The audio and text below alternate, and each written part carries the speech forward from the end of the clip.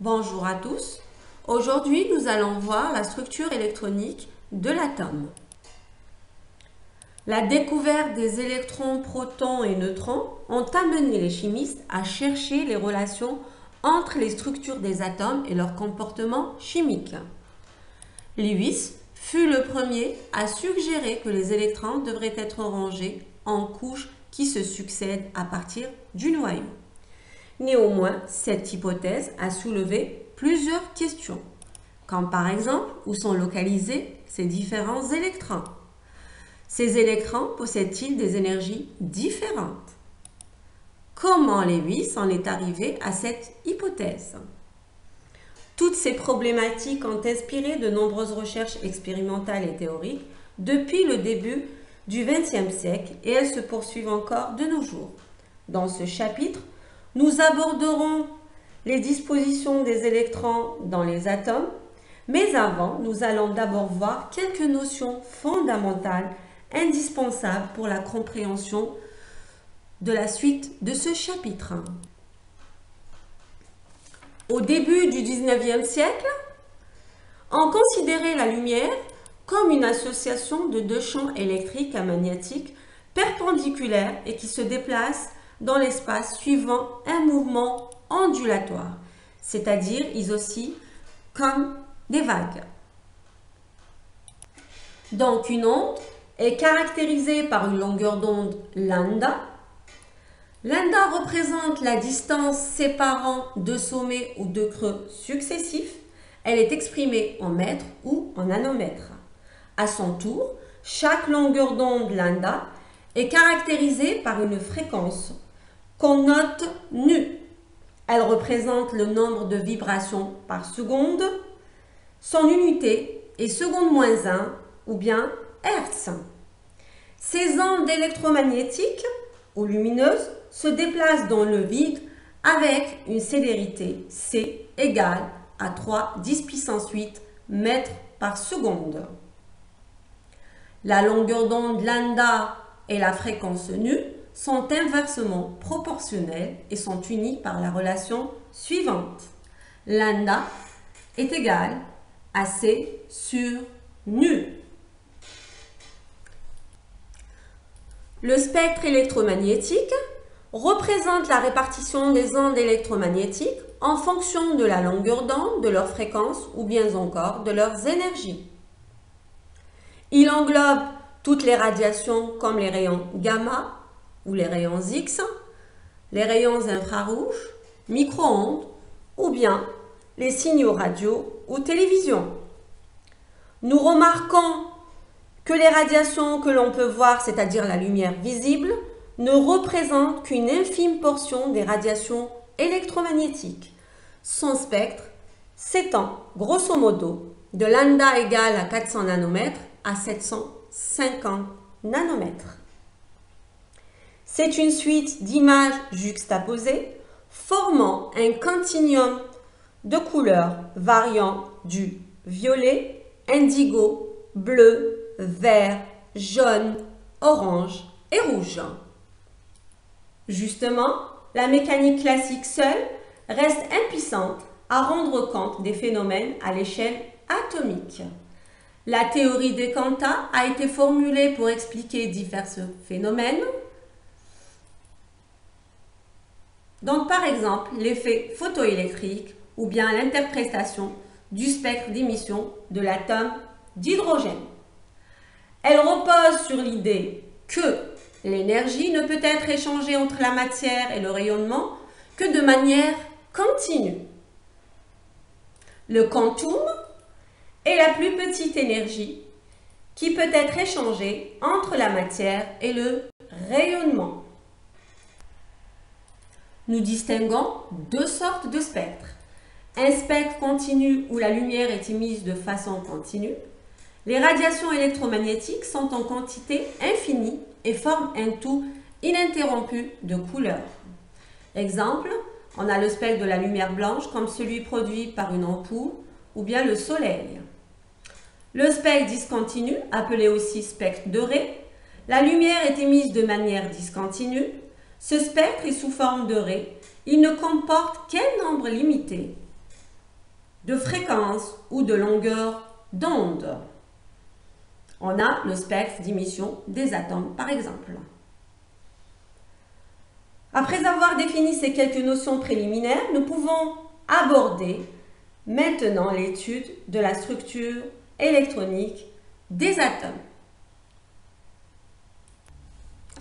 En effet, Planck énonça que l'énergie d'un système vibratoire est proportionnelle à la fréquence de la vibration. E est égal à h nu. Cette équation est appelée équation de Planck, où E est l'énergie en joules, h, constante de Planck, qui est égale à 6,62 10 puissance moins 34 joules fois seconde, et nu, la fréquence en seconde moins 1 ou hertz. Ceci constitue la première pierre de la théorie des quanta. C'est la quantification de l'énergie. Seules certaines vibrations sont permises dans l'atome. De son côté, Albert Einstein quantifie le rayonnement et introduit le quanta de lumière, qui sera appelé photon. On verra cette notion de photon dans la section suivante un peu plus en détail. Donc, un photon constitue un petit paquet d'énergie qui est appelé quantum. Nous allons voir le premier phénomène expliqué par la théorie des quanta, qui est l'effet photoélectrique. Il fut découvert par Hertz en 1885, mais ce n'est qu'en 1905 qu'Einstein réussit à l'expliquer en s'aidant des idées de quantification de l'énergie émise par Planck. Ce phénomène consiste en une émission d'électrons lorsque, sous certaines conditions, des rayons lumineux frappent la surface d'un métal. Dans cette expérience, il a été mis en évidence l'aspect corpusculaire de la lumière. On découvre ainsi que la lumière n'était pas seulement une onde, mais avait également les propriétés de multiples particules qui sont appelées photons. Nous allons maintenant voir quelles sont les conditions requises pour qu'il y ait apparition d'un effet photoélectrique, c'est-à-dire émission d'électrons qui vont produire de l'électricité tout simplement. Pour qu'un électron soit expulsé de la surface d'un métal sous l'action d'une radiation monochromatique convenable de fréquence nue, il doit absorber une énergie incidente, E égale à H nu. Cette énergie incidente doit être au moins égale à l'énergie d'extraction du métal, E0 égale à H nu 0. Cette énergie d'extraction est aussi appelée l'énergie du seuil. C'est l'énergie minimale qu'on doit fournir au métal pour qu'on puisse lui arracher ses électrons. Nu0 est appelée fréquence du seuil photoélectrique. Elle dépend de la nature du métal.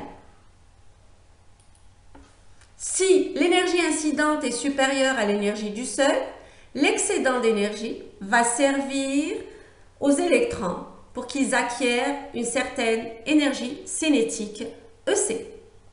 EC est égal à 1/2 de MeV carré, où Me est la masse des électrons, V est leur vitesse. Donc, pour qu'il y ait effet photoélectrique, il faudra que l'énergie incidente E soit égale à l'énergie du seuil, ou bien l'énergie d'extraction E0, plus l'énergie cinétique EC.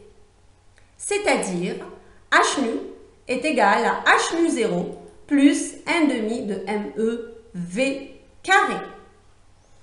Pour pouvoir mesurer l'énergie cinétique des électrons, il suffit d'appliquer un potentiel retardateur, appelé aussi potentiel d'arrêt. Donc, pour une certaine tension U0, on observe qu'il n'y a aucun passage de courant. On a donc EC égale à E fois U0, où E est la charge de l'électron, U0 le potentiel d'arrêt ou bien le potentiel retardateur. Nous allons maintenant voir le spectre d'émission de l'atome d'hydrogène. Comme on l'a expliqué tout à l'heure, lorsqu'on applique une tension élevée à des atomes pris à l'état gazeux, soumis à une très faible pression, ils absorbent de l'énergie et sont dits excités. Les atomes excités peuvent restituer cette énergie supplémentaire sous forme de radiation électromagnétique, notamment de la lumière visible. Le spectre obtenu est donc caractéristique de l'atome. Dans notre cas, c'est de l'hydrogène gazeux. C'est comme une empreinte digitale. La décomposition par un prisme de la lumière émise ne laisse apparaître qu'un nombre limité de raies colorées séparées par des zones sombres où aucune lumière n'est détectée. Dans ce spectre de raies, chaque raie correspond à une fréquence nue et donc à une longueur d'onde lambda caractéristique de l'hydrogène. La préoccupation majeure des scientifiques à la fin du 19e siècle était d'expliquer justement la présence de ces fréquences bien spécifiques de chaque élément et de trouver une fonction mathématique pouvant les relier entre elles. Balmer et un peu plus tard Rydberg ont trouvé que les longueurs d'onde des raies rouges, vertes et bleues émises par l'hydrogène, c'est-à-dire émises dans le visible, satisfaisaient l'équation suivante.